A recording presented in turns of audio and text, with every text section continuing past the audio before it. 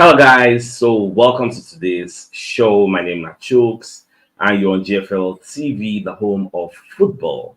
So, if today is the first time we see a program for you to bring you the latest Arsenal news update has dropped all over the world now. I almost start with today's news. So, Fabrizio Romano will be one of our monitoring spirits, our transfer guru. Baba can come and they let us know say Arsenal are not interested in activating Victor Gyökeres's £86 million clause. So say since yesterday we dey get more news say Arsenal are very very close to signing the player.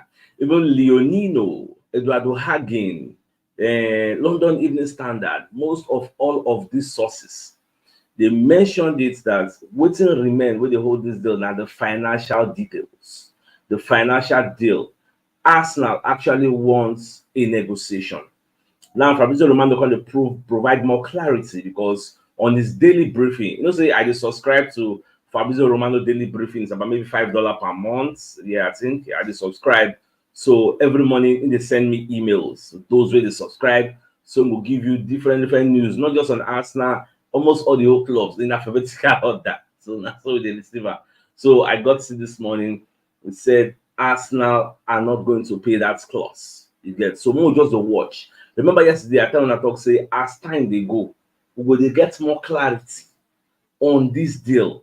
So we're expecting the negotiation to continue. So anyhow they go, Shamo they watch because according to the reports by Fabrizio Romano, the buyer clause is £86 million, which is maybe 90 or 100 million euros. So it might be too much. Ideally, you would expect say this guy's supposed to go for like if it too cost 50-60 million pounds. If it too cost, how much Man City buy Eliana? Now just say market don't scatter now. If you see that now, as Eliana and the odds that 9% won't buy, how much it is say Man City go fit buy Eliana now? No, but that kind of 200 million they're going to call because they can score goals are plenty. So let's just be observing, let's be watching and see how things go to unfold.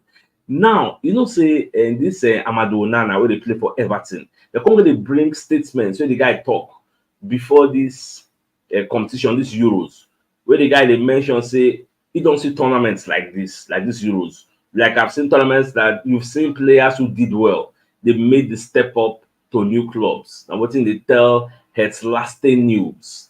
Now, I say that's something I'm striving for at the same time. Someone use the Euros as an opportunity to sell himself.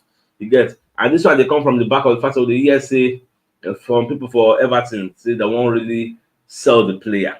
You get, so they're willing, Everton are willing to sell. Now, talking about this Amadou Onana, former Everton CEO, what they call Kit Loyness, when they talk, say, I understand that Onana is in ongoing talks. If I let me read from the screen, they say in an interview with Football Insider, former Everton CEO Keith Loyness understands that Onana is in ongoing talks with Arsenal over a move to the Emirates Stadium. We are getting direct information from somebody closely affiliated with the club. We get insider information. So this will not be rumor or anything that Onana is in talks with Arsenal. In fact, let me read the quotation. They say Onana is the one who I think will go. I believe from my sources there's interest from Arsenal, and there's something, and that's something which could materialize. He's exactly the kind of player Mikel Arteta likes, and I've heard certainly that negotiations are ongoing. Would all like to keep Brathwaite. Okay, because you talk about Brathwaite and the way Jim Ratcliffe and Manchester United, they know really they handle the deal well.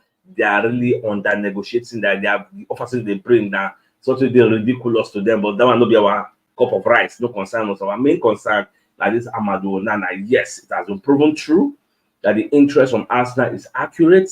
Arsenal are discussing with the player.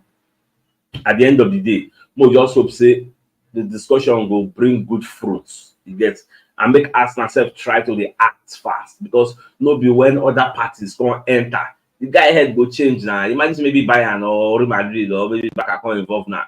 You won't play for one of all those big things. I when you say Shola, you will win something every season. So these are the issues.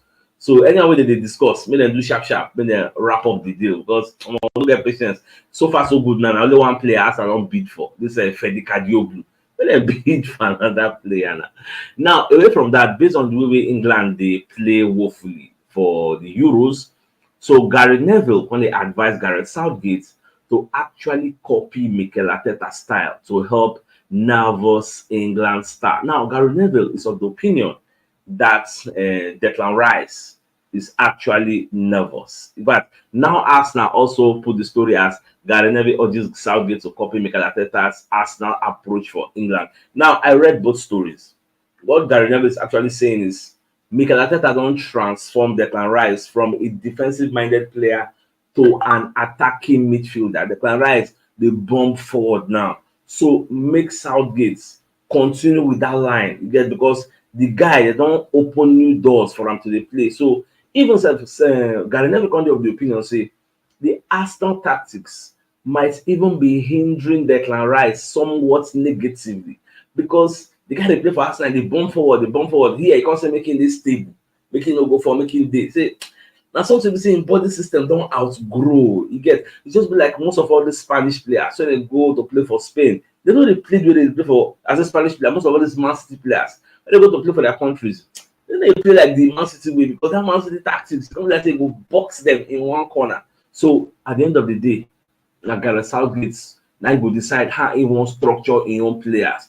Harry Kane not come out and talk say they had a tactical flaw in the way that they play. Their first two games, they just get lucky. Say the other people there for their group, not really they back. Get if not England for the fear, say whether they qualify top of the group or not. But Gareth Southgate talk say for the next game when they go play the final game, say they go perform better. Maybe those ones. Now we will see the likes of Antonio Gordon or maybe Cole Palmer. Well, we never really know. So we'll just see how things they unfold. But that's half the time. Now, William Gallas come and second praise France manager Didier Deschamps on the way when he handle Premier League defender. And the Premier League defender that they talk about now, William Saliba. So they say the way the guy say handle, I'm saying in is Saliba, in integrates Saliba gradually, like slow and steady into the French national team. Say even when everybody was clamoring, say maybe the Deschamps throw Saliba into the deep end based on say the guy they play very well for Arsenal, but say the coach don't listen to all those things. So now gradually he introduce Saliba into the France spotlight or the French spotlight, and Saliba they do very well. Although they play today against the Netherlands, we never really hear any news whether Saliba will feature, whether Saliba don't recover from a muscle injury, because I watched a video in their camp after that, their first game and second game. So I see Ibrahim Konate down and say no get injury. So are they going to be playing a half-fit Saliba or play a fully fit Ibrahim Konate to partner Dayot Upamecano? Well, nobody really know. So we'll just go watch and see how everything will unfold at the end of the day. So we'll just watch. You never really get me. So if we get Anshala, I will let you know. Now, surprisingly, former Declan Rice teammates for the Republic of Ireland. Those are Declan Rice first they play for Republic of Ireland before he can change in allegiance to England. So from a former teammates, what they call James McLean for pundit duty.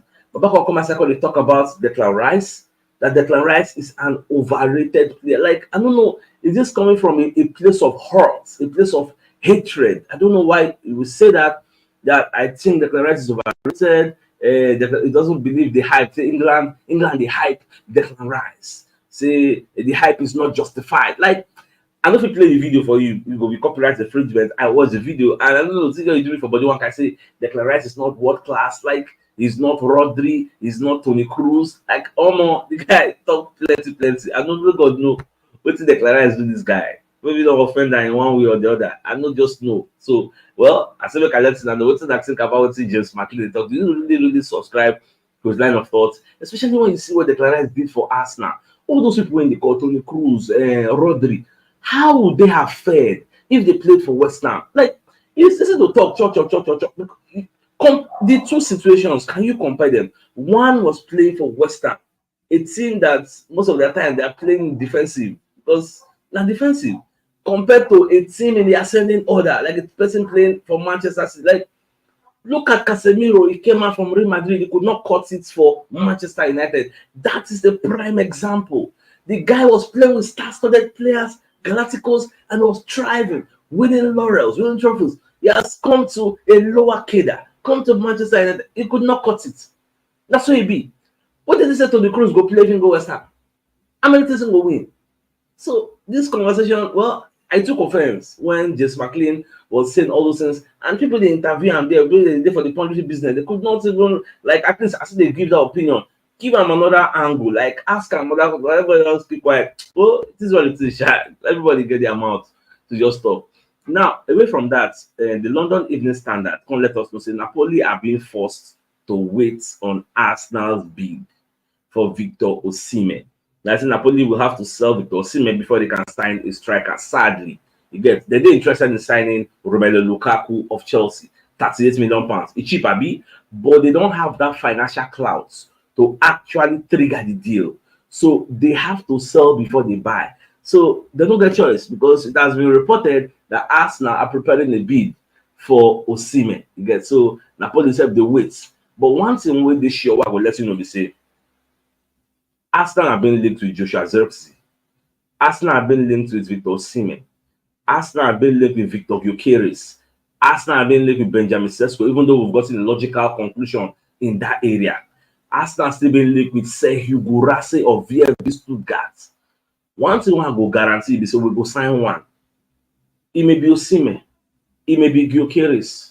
It may be Serhou Guirassy. It might even be Ivan Toney, even though you don't like to hear him. So we go sign one. But who be that one? We never really know. That's just the 100% truth. Forget all these things. They say, hey, Arsenal are close, Arsenal are close. How close is the closeness? Nobody really knows. What if we offer, like, Fabrizio will tell us this morning that say Arsenal don't want to trigger the buyout clause of the Gyökeres. Arsenal don't have that 85 or 86 million to go and pay for Victor Gyökeres because not that they don't really have the money, they don't value the player for that fee. Just like Napoli wants to collect 130 million euros, which is about 110 million pounds. It's not like if you check Arsenal bank accounts now, we don't have 110 million. But Arsenal does not value the player at that figure. That's the issue. So what if Arsenal will offer maybe 50, 60 million for Gyökeres, as Sporting Lisbon is asking for the full 86 million? What next? That's a major issue. What if Arsenal, from what we hear, say Arsenal can only they value Osimhen at 75 million? What if they go and offer 75 million and Napoli says, no, your money is too small. You have to pay the buyer clause. What next? So these are the issues. So more just the monitor proceedings. If you vet say, I'm only link us to too many players, but we'll just get patience. As the reports they come, my job as a journalist is to give you the reports, regardless of how you feel about it. I'll just give you as the report they come from, so they drop them. I'll just carry them on the platter of gold, drop them for your front. Me see as it be. So far, so good.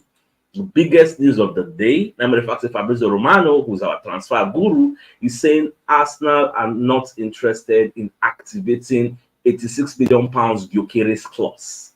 It's as simple as ABC. Arsenal does not value this player at 86 million. How much Sporting Lisbon pay Coventry City to buy this player? Because this player was playing in the lower cadre English league. Lower cadre.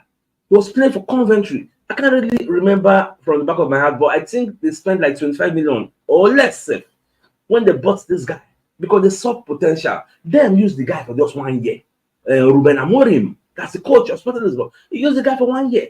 So the guy replicated what he was doing at Coventry City. So that is why the likes of Arsenal, everybody look the guy. But when in the Coventry, now why I not say I'm go pick him? So Sporting Lisbon not go pick him, polish him, exaggerate the value. Now they look at that. Just like what happened when we were seeing Abraham at Chelsea, nobody will notice him until the guy go Roma under Mourinho. Everybody come and look at they score plenty. So that is the same situation we have now. So more just watch anyhow they use they go. Man, just let them know. Nobody know the striker will decide. So anyhow they go, I'm gonna let them know. So my dear Arsenal about I think it's a fine place for us to call the show an end. So till I come your way in the evening to give you the evening news. Thanks for tuning in. Enjoy the rest of your day. My dear mouse guys. All right. Bye.